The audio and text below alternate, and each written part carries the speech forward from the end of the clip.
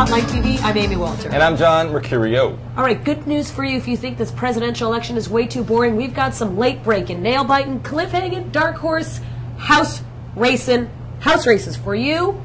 Well done. All right, but first, today's Hotline Diageo poll. Barack Obama leads John McCain 49 to 42%, a 1-point drop for Barack Obama from yesterday where he was ahead 50 to 42. All right, now to the house races. Joining us is House Race Hotline editor Tim Saad, live from the HRH News Center. Tim, what you got for us? If I knew we had a news center, I would have asked for more in the contract. But currently, HRH projects that 60 seats are currently in play right now, and we're projecting a 25 to 35 seat pickup for Democrats. It's interesting because the cycle started, to use a football analogy, Democrats started on Republican turf. And it moved, and they've had some setbacks, but they've always remained on the Republican side of the 50-yard line.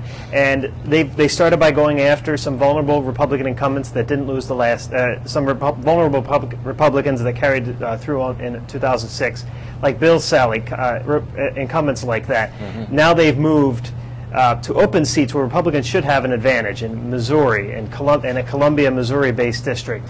And in Maryland, Maryland's 1st district, where Wayne Gilchrist was defeated in a primary.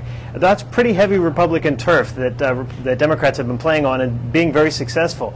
And that's when the numbers started to creep up in the mid-20s. Now, the bottom seems to have fallen out on Republicans, and now Democrats are fighting on very Republican turf.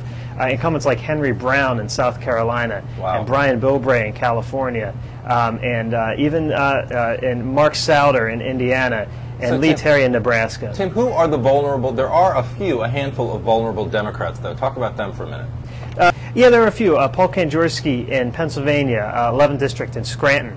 He's facing some problems, and he and Nick Lampson, along with Tim Mahoney, who's fighting some difficulties of his own, are probably 3 of the most endangered Democrats right now, along with Don Casu in Louisiana, who's seeing his Republican incumbent pull up close to him as the election nears, as was expected. Kazayukes.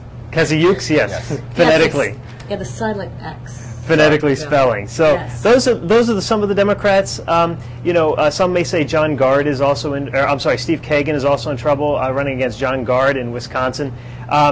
Those races, if they go towards Republicans, it will represent a shift from 2006 when Democrats Democrats did not lose 1 seat. Mm-hmm. But if it does, it will only serve to tamper down some of those Democratic numbers. That's why we go down to the 25 level on our range of 25 to 35. But otherwise, this is looking like a very banner year for Democrats, and those Democratic losses don't signify any shift. All right, so Tim, really quickly, when we're watching on election night, how are we going to know if this is 25 seats or if this is even bigger, if we're talking about 35 or more? What are the places you're looking for to say this is tsunami time? It's that Lee Terry seat in Nebraska, or Mark Souder in Indiana, or even, as strange as it may sound, Henry Brown in South Carolina. It's those seats that if we're waiting for those results on election night, or in Kentucky's 2nd district, if we're waiting for those results late into the night, that will signify the upper end. Some even go higher. There are some Democrats who are even saying 40 seats.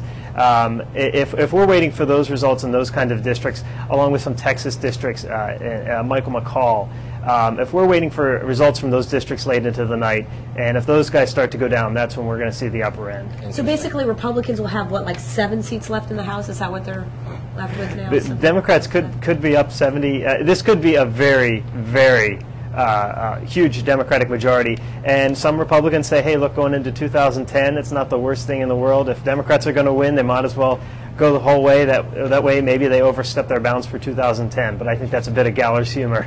A bit looking too much into the bright side of things, Republicans. All right, thanks, Tim Saad, for the update. And that's all for Hotline TV. I'm John Mercurio. And I'm Amy Walter. We'll see you next time.